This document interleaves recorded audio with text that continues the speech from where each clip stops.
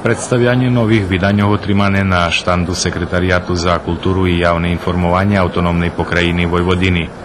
Zavod predstavil svoju monografiu Rusnáci u Verbaše, knižku Štefana Hudáka Víny z Rady, master roboty Aleksandra Mudrija, poljodilska leksika i Andreji Medješi, germanizmi u ruskim jaziku, jak i katalog Šickotovo hlaški i reklami, čiji autor Saša Sabadoš.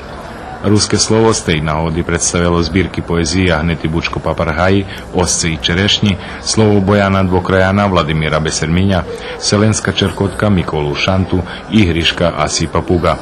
Na sajmu predstavená i tvorčosť poetesi Tamary Hrin, jak i zbírka kritikov i prikazov Iriny Hardy Kovačević pod názvu Halov. I mi čas jednog toho velikog sistema, ktorý produkuje i slavi knjižku.